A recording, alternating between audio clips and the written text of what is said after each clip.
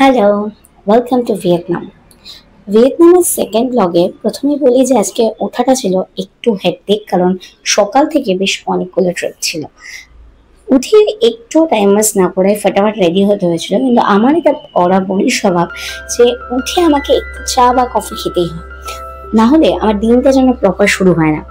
আমাদের যতই ব্রেকফাস্টে আমরা গিয়েই চা কফি পাবো আমি জানি, বাট স্টিল একবার নিজে বানিয়ে খাওয়া একটা দরকার আছে। তারপরে রেডি হয়ে ব্রেকফাস্ট টেকফাস্ট হয়ে যাওয়াটা ঠিকঠাক। আমাদের রুম থেকে এত সকালবেলা বলে কি সুন্দর ভিউটা লাগছিল, আমি পর্দাটা সরিয়ে দেখলাম। তবে সকালবেলাটাতে আমার রুমে মাঝখান দিয়ে পর্দাটা পুরো খুলে গেছিল।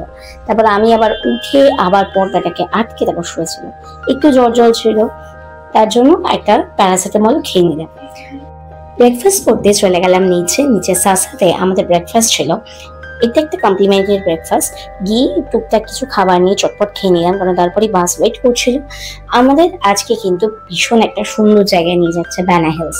ব্যানা হিলসে শুধু জানানো নয়, ওখানে একটা গার্ডেন রয়েছে, ওটা দেখাবে, এবং টুকটাক অনেক কিছু আছে। আমাদের ট্যুর গাইড ছিল, আর ওইটাতে যাওয়ার জন্য কেবল কারে করে আমাদের নিয়ে যাবে। আমরা জাস্ট পৌঁছালাম, এবং আমাদের ওই কেবল কারটাতে যাওয়ার আগে এই জায়গাগুলো দেখিয়ে তারপর আমরা কেবল কারের কাছাকাছি যাবো। তারপর কেবল কারে করে আমরা যাব হচ্ছে ব্যানা হিলস। ব্যানা হিলস কিন্তু ভিয়েতনামের একটা সিগনেচার জায়গা বলা যায়। অনেক সময় হয় না, আমাদের কলকাতায় এলে লোকে মোটামুটি কি কি দেখবে, আমাদের কলকাতায় এলে লোকে দেখবে হচ্ছে আমাদের ভিক্টোরিয়া, আমাদের নিকো পার্ক, সায়েন্স সিটি। তো প্রত্যেকটা জায়গারই কিছু না কিছু সিগনেচার জায়গা থাকে। তো ভিয়েতনামের কিন্তু সিগনেচার জায়গা বলা যায় ব্যানা হিলসকে। যে কোনো ছবি ভিডিওতে আমরা প্রচুরবার দেখেছি। কেবিল কারে করে যখন যাচ্ছিলাম, বাইরের দৃশ্যটা এত অপরূপ লাগছিল, কারণ তখন না আমি দেখেছিলাম আসার আগে যে ভিয়েতনামে ডিজনিল্যান্ডও আছে। আসলে আমি আগে ভাবতাম ডিজনিল্যান্ড শুধু একটা জায়গাতেই আছে। কোথায় আছে? New York. এটা ছাড়া সব জায়গায় আছে, এত নলেজ আমার ছিল না। কিন্তু জাপানে গিয়েও দেখলাম আছে, ভিয়েতনামে গিয়ে দেখলাম আছে। তবে বুঝলাম ডিজনিল্যান্ডটা এখন ছোটখাটো সংস্করণ প্রত্যেকটা জায়গাতে একটা করে আছে। খুব এক্সপেক্ট করেছিলাম যে যদি ওখানে একটা দিন যেতে পারি, কারণ ওটা আমাদের কোম্পানি থেকে স্পন্সর করেনি। বাট এত হেক্টিক ছিল যে একটা দিন ম্যানেজ করে যাওয়া যায়নি। জানো তো, ভিয়েতনামে যাওয়ার আগে আমাদেরকে বলেছিল একটা করে আমব্রেলা বা একটা করে কিছু রেইনকোট বা কিছু একটা ক্যারি করতে, কারণ খুব বৃষ্টি পড়বে না, ওয়েদারটা নাকি ভীষণ হট। কিন্তু আমাদের কিন্তু একবারও তা লাগেনি। হ্যাঁ, অবশ্যই গরম ছিল, বাট কলকাতার ব্যবসা গরমের থেকে অনেক বেটার। আর এটা ঠিকঠাক ওয়েদার, একটু রোদ তো থাকবেই সকালবেলা, কিন্তু সেই রকম কষ্টের কিছু লাগেনি। ওখান থেকে আমাদেরকে একটু ঘুরিয়ে নিয়ে গেছিল হচ্ছে আমাদের লাঞ্চ করাতে, এবং লাঞ্চটা আমাদের ছিল হচ্ছে একদম ব্যানা হিলস থেকে একটুখানি এসে। এখানে প্রচুর সিনেমার শুটিং হয়েছে, ওরাই বলছিল আমাদেরকে। ওখানে একটা কাপলের ফটোশুট চলছিল, প্রবাবলি বিয়ে হবে ওই দিনকে। আমি হট করে একটা ওরকম দেখতে পেলাম, একটা রেড রঙের গাউন পরে একটা মেয়ে আর একটা ব্ল্যাক রঙের একটা স্যুট পরে একটা ছেলে, খুব সুন্দর লাগছিল। যাই হোক, একটা ইন্টারেস্টিং ব্যাপার একটু তোমাদের সাথে শেয়ার করি। প্রথমে বলি, এই ওয়েদারটা না অদ্ভুত সুন্দর। এক্ষুনি রোদ, এক্ষুনি মেঘলা, ওয়েদারটার মধ্যে একটা স্মুদিং ব্যাপার রয়েছে, যেটা আমি কিছুটা ব্যাঙ্গালোরে পেয়েছিলাম। আর এখানে দেখতে পাচ্ছ কত রঙের পতাকা লাগানো আছে, এত দারুণ লাগছিল জায়গাটা দেখতে।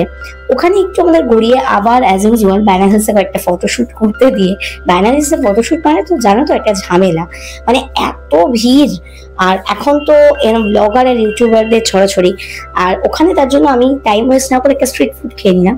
এটা একটা সামথিং আলু টাইপের কিছু একটা দিয়ে বানানো। আর এত সুন্দর জায়গা, কেন লোকে ভিডিও বা ফটো তুলবে না? আমি তো নিজেই তা করেছি। যাই হোক, খুব সুন্দর, মানে আশপাশটা ভীষণ সুন্দর। ওয়েদারটা ভালো ছিল বলে আরো বেশি ভালো লাগছিল। সাথে একটা কথা বলতেই হয়, যে আমি যে ইন্টারেস্টিং ব্যাপারটা শেয়ার করবো বললাম, সেটা হচ্ছে ওখানকার ল্যাঙ্গুয়েজ। আমি যখন প্রত্যেকটা জায়গায় যাই না, সেখানকার ল্যাঙ্গুয়েজ নিয়ে আমার মেইন প্রবলেম হয়। অনেকেই বলতে পারে যে ল্যাঙ্গুয়েজ কোনো ব্যারিকেডই নয়, কোনো অসুবিধাই হয় না, কিন্তু এটা একদম ভুল কথা। মুহূর্তে কি সুন্দর লাগছে না? ল্যাঙ্গুয়েজ কিন্তু প্রবলেম হয়। যদি বলে কেন, জাপানি ল্যাঙ্গুয়েজে প্রবলেম হয়েছিল, থাইল্যান্ডেও হয়েছিল, ভিয়েতনামেও হয়েছিল। কিছু কিছু রেস্টুরেন্ট রয়েছে বা কিছু কিছু ছোটখাটো জায়গা রয়েছে যেখানে কিন্তু ওদের ল্যাঙ্গুয়েজ না বললে ওরা ইংলিশও একদম বোঝে না। আমি ওখানে একটা মার্কেটে বেশ কয়েকটি শপিং করতে গেছিলাম। আমাকে রীতিমতো ট্রান্সলেট করে করে বলতে হয়েছিল বা গুগল ট্রান্সলেটার হেল্প নিতে হচ্ছিল। খুবই সমস্যার ব্যাপার, জানো তো। তাই আমি এবার থেকে ঠিক করেছি এরকম কোথাও যাওয়ার আগে আমি ল্যাঙ্গুয়েজ শিখবো। যাই হোক, তারপরে দেখতেই পেলে কেবল কার করে আমরা ব্যাক করে গেলাম এবং ব্যাক করতে করতে সন্ধে এসেই চলে গেলাম ডিনার করতে। ডিনারটা করে একটা বিচ রেস্টুরেন্টে গেছিলাম, যে রেস্টুরেন্টটা একদম বিচের গায়ে রয়েছে। আমি দেখতে দেখতে ভাবছিলাম এটা আমাদের ওয়েস্ট বেঙ্গলে কেন হয় না, কি সুন্দর লাগছিল দেখতে, কি বলবো তোমায়। বিচের ধারেই একটা রেস্তোরাঁ, সেখানে আবার লাইভ মিউজিকের ব্যবস্থাও ছিল।